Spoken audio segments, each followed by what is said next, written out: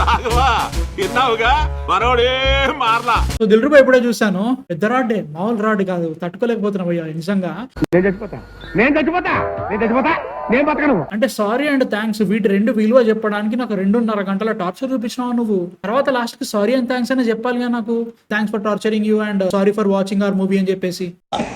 నాకు అర్థం కాలేదు సార్. ఏంది అంటే కిరణ్ అబ్బవరం గారి చూసిన తర్వాత నాకు కొన్ని ఇష్యూస్ ఉండే దాంట్లో. ఆయన పర్ఫార్మెన్స్ అంత బాగా నచ్చలేదు నాకు దాంట్లో. బట్ స్టిల్ స్టోరీ వైజ్ గా, స్క్రీన్ ప్లే వైజ్ గా బాగానే ఉంటది. ముఖ్యంగా శామ్ సిఎస్ గారు చాలా బాగా చేస్తారు దాంట్లో వర్క్. దీంట్లో కూడా ఆయన ఒకరే బాగా చేసారు భయ్యా, ఇంకేమీ లేదా డొల్లా.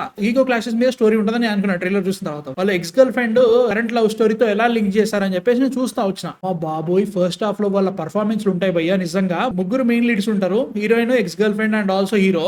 పర్ఫార్మెన్స్ న్యాచురల్ కాదు కదా, లిప్సింగ్ కూడా అయితే లేదు. ఎన్ని రోజులు ఈ లిప్సింగ్ కూడా కొన్ని రోజుల వరకు అయితే మాత్రం లైట్ తీసుకున్నట్టు ఆ డబ్బింగ్ లే వాళ్ళకి రాదని చెప్పేసి బీబీన్ అడ్వాన్సింగ్ అది మాత్రం మారదా అనే ఫీలింగ్ వస్తుంది అనమాట.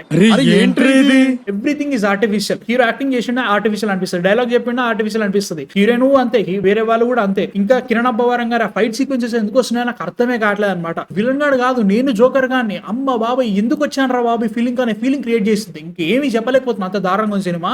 కష్టం పగవాడికి కూడా రాకూడదు గురుగారు. సినిమాలో ఏదైనా బాగుంది, ఏదో ట్రై చేశారు, మునిగిపోతున్న సినిమాని కాపాడదామని ట్రై చేశారంటే మాత్రం ఖచ్చితంగా మ్యూజిక్ డైరెక్టర్ శామ్ సిఎస్ గారు ఈ tried he's level best man నిజంగా. అంటే నేను సినిమా ట్రైలర్ చూసి ఇదేదో ఇంటెన్స్ లవ్ స్టోరీ ఉంటది అనుకున్నా. వీళ్ళని ఇంటెన్సివ్ కేర్ లకు పంపించే ప్లాన్ చేస్తున్నారు, నాకు అప్పుడు అర్థం కాలేదు భయ్యా. చెప్తున్నా కదా, అమ్మ బాబోయ్ మేకు దించారా అంటారు కదా, ఇది ఓర్వేల్ దించారు భయ్య నిజంగా. అంత దారుణంగా ఉంది. What is the thought process?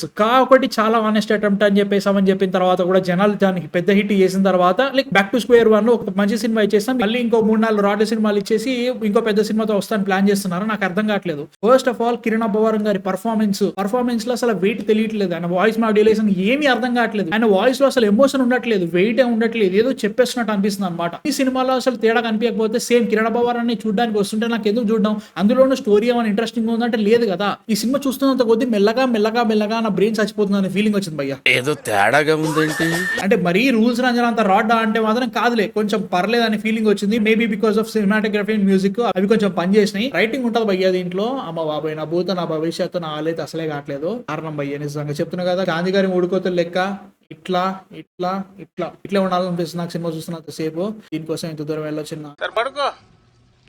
ఏముందిలే ఇంకా పడుకో. సారీ గైస్, నాకైతే మాత్రం అస్సలు నచ్చలేదు. కుక్కర్ రాడ్ ఇది, కంకర్ రాడ్, తుప్పుబాటిన ఇనప రాడ్ ఇష్టం. మీరు చూస్తా అంటే మీరు చూసేసుకోండి, నా వాళ్ళైతే కావట్లేదు. సో బీపీ చెకప్ చేయించుకుని వచ్చేస్తా. సండే నన్ను మాట్లాడదాం మిగతా అని కూడా. మీరు చూసారా సినిమా నచ్చిందా నచ్చలేదు కింద కామెంట్స్ లో చెప్పండి. నెక్స్ట్ వీడియోతో మళ్ళీ కలుస్తాను. Man fiction.